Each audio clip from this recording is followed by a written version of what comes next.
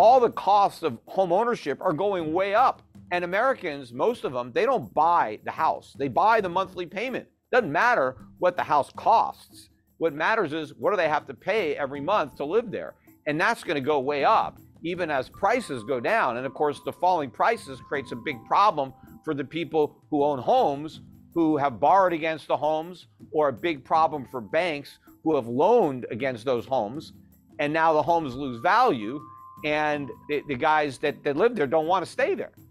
And now they have to sell these homes in a market where mortgage rates are way up, and so people can't afford to buy them. So it's a real disaster that's coming in housing, but it's not going to reduce inflation. Inflation is going to go up even as the economy goes down. So, the Fed has put us into a box, and there is no way out. And I've been warning about this for more than a decade. I knew exactly where we would end up. I just didn't know how long it would take to get there, or maybe the exact route we would take, but I knew where we would ultimately end up, and that is exactly where we are. What is your solution to that? Do you think we should have never had QE? Should we just not have a Federal Reserve to begin with? What's the Peter Schiff solution to this?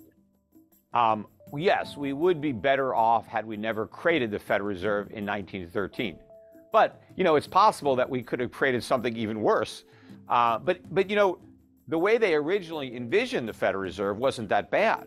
The problem is they changed it, and because the original Federal Reserve Act, the Federal Reserve wasn't even allowed to buy U.S. Treasuries. It was prohibited by law from even owning them. And of course, the original Federal Reserve notes were backed by gold, 40% gold, 100% commercial paper. And the mission of the Federal Reserve was to have an elastic money supply. And what that meant was when the economy expanded, they would expand the money supply along with the economy. But then when the economy contracted, they were supposed to contract the money supply. But we don't do that. We do the opposite of that. What the Fed does now is when the economy is strong, they expand the money supply. And then when it's weak, they expand it faster. Right? So it's not elastic. When that switch occurred, when did we start doing the exact opposite of the initial, I don't know exactly, but certainly probably during the Depression, everything started, with Roosevelt in the 30s and then really kicked into gear in the 60s with the Great Society programs and the War on Poverty and the Vietnam War. And, that's why we had the big outburst of, price inflation, in the 1970s. And it's going to be worse now. In fact, I think the last year or two was already worse than the worst of the 1970s, because when they go back and say, hey, inflation was 10, 11, 12% in the 70s, and it's only 7, 8% now, that's apples to oranges because the CPIs are different. If you took the 1970 CPI and you used it to calculate the CPI today, you had the same metrics, we would have had 15 to 20% inflation last couple of years, much higher. Or if you took our CPI and brought it back and redid the 70s numbers using the CPI of today, they would have had inflation maybe no higher than 6, 7%, something like that. So we're already worse, but we're just getting started. And you remember, the way they were able to bring that inflation to an end was Paul Volcker in 1980, who allowed real interest rates to get to a positive 6 or 7%. The highest inflation got was 1981 at 13.5 by CPI, and we had interest rates at 20. We're nowhere near there. We're still got interest rates half the inflation rate. And where's the cuts to government spending? You're not going to rein in inflation without getting to the source of inflation, which is government deficit spending. We just passed this omnibus Freudian slip, omnibus spending bill.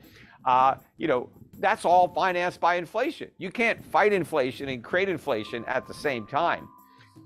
So I don't see any end in sight to the inflation spiral that's only now just getting started. And that's why it's so important that people act to protect themselves, because the vast majority of people are going to get eviscerated by what really amounts to a tax. This is how the government is paying for all the programs, all the spending. We're not getting anything for free from government. Everything government gives you costs money. And the way most people are going to pay for the cost of government is through higher prices. And we've only seen the beginning of the price increases that are coming. So you mentioned the importance of fiscal spending there, and the Great Society, LBJ's big welfare push being partly to blame for the inflation, and then Reagan's welfare cuts helping to rein it in. So let's say Jerome Powell, holds true and keeps raising interest rates, but then President Biden, continues various stimulus programs, unemployment, welfare things. In that sort of scenario, could you get rising inflation, rising CPI, despite interest rates also rising? Given what the fiscally what. Oh, sure. Again, remember, interest rates are another price too. I mean, if I'm a business, I've got raw material costs, I got labor costs, I got rent, and I got interest if I've borrowed money. And as my interest rates are going up, I mean, that's another cost that I'm going to look to pass on to my customers through higher prices. So all else being equal, rising interest rates are adding to the inflation problem. The way rising interest rates are supposed to slow inflation is by slowing spending and increasing savings. That's what has to happen. But that hasn't happened. If you look at consumer consumption patterns, they're spending like crazy. The savings rate is near an all-time record low. It has collapsed.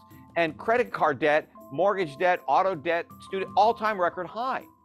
So the rising rates have done nothing to alter consumer behavior. And so they're going to do nothing to bring down inflation. The only thing that's happened is we've had a pullback in commodity prices, oil prices, other things that moved up the most, the quickest, they've pulled back. And so that's creating some hope that maybe we've seen the worst of the inflation and now it's coming back down. But no, those prices are going to consolidate and hit new highs, probably even this year. And the other thing that's causing some hope is that real estate prices are finally coming down.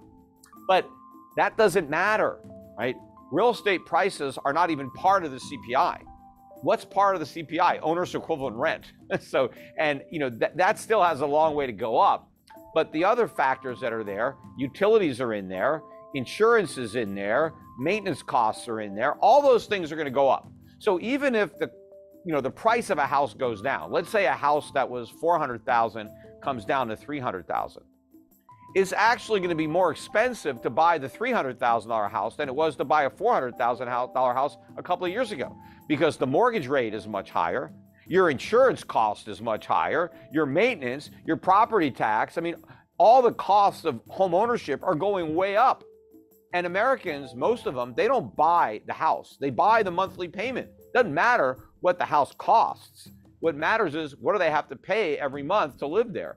And that's going to go way up, even as prices go down. And of course, the falling prices creates a big problem for the people who own homes, who have borrowed against the homes, or a big problem for banks who have loaned against those homes. And now the homes lose value. And the guys that live there don't want to stay there.